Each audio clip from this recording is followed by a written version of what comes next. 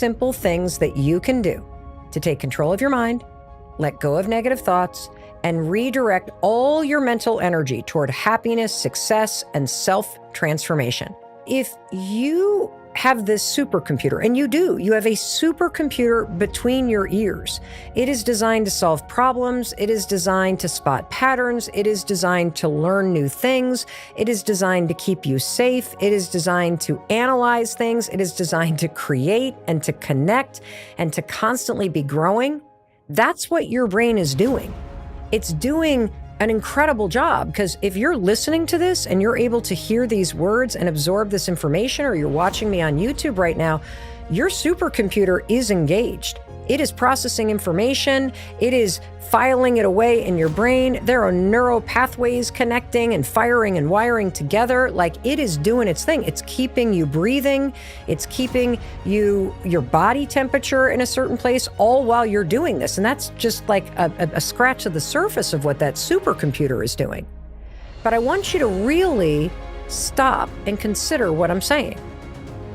If you have this massive horsepower between your ears, which you do, and you're not aiming it at something like a big project or something that's important or something that's positive, it's true, isn't it?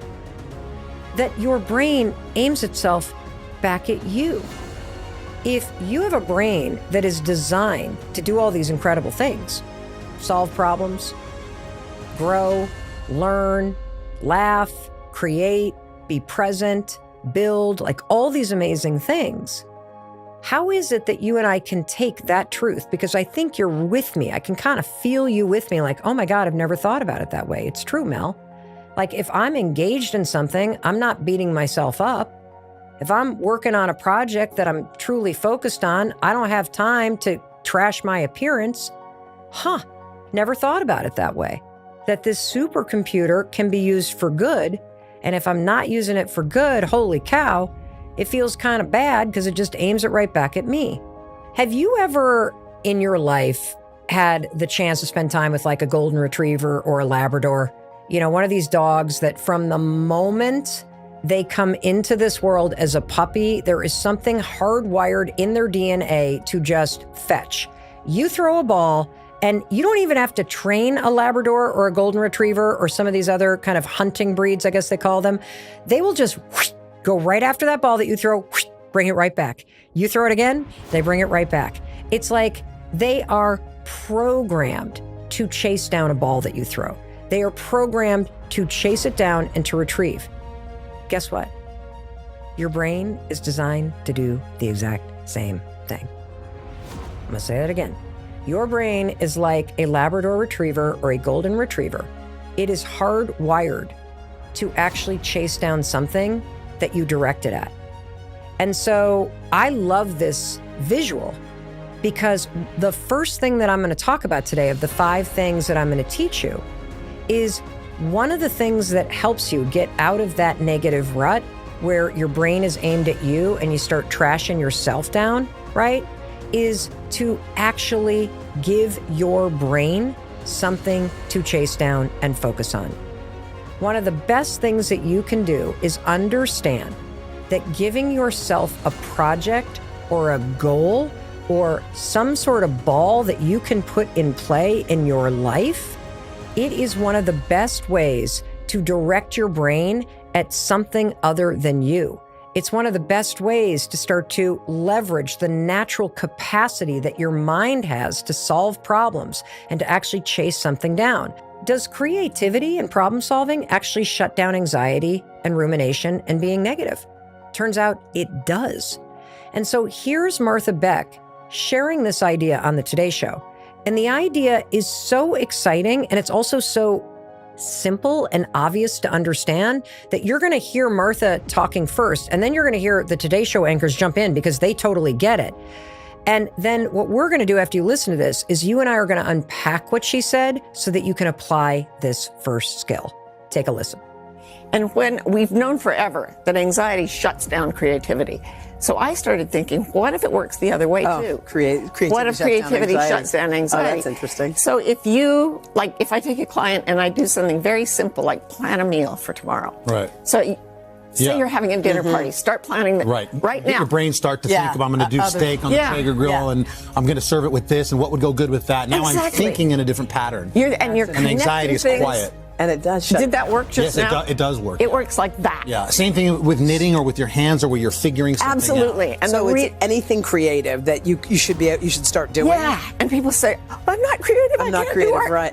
That's still in the anxiety part. Yeah. Just make something you love. Try using your hands, your senses, cook, garden. If you like to draw or paint or do that, do whatever.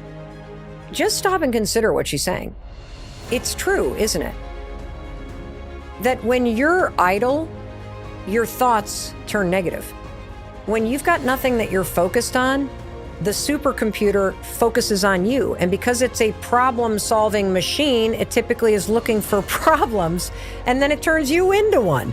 And so I love what Martha Beck is saying, because she's basically saying, anytime you're worried, anytime you're negative, it's a sign that your mind is now turning you into a problem.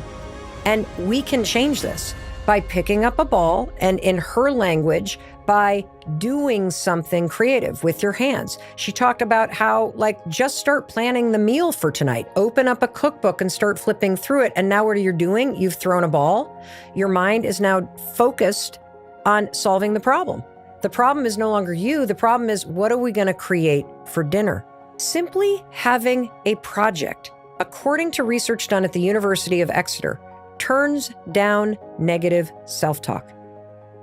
What's so interesting about this is that they found in this research study that when you have a project and you start chipping away at it, I walk upstairs, I open up the closet, I start sorting through what's in there, that the small steps literally rewire your brain away from rumination.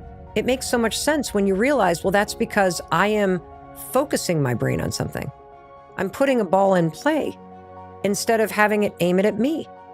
And when you don't have a project, you feel like you're not making progress towards anything, which means you have more negative emotions. So it works in the positive and the negative. And I think you can kind of see that when you're not really working on anything, you got an idle mind. And that's not going to come to a lot of good. Here's another research study from the University of Michigan and the University of Oxford. This one was published in a journal called Neuron. Having a project also boosts happiness, because having something to focus on actually increases dopamine, which we know is kind of this neurochemical that gets released in your mind that is all about drive, and it helps you focus. And your brain is going to release dopamine, not when you clean out the closet, not when you finish writing the song, not when you finish paying your bills, not when dinner is finished cooking, but rather as you're working toward it.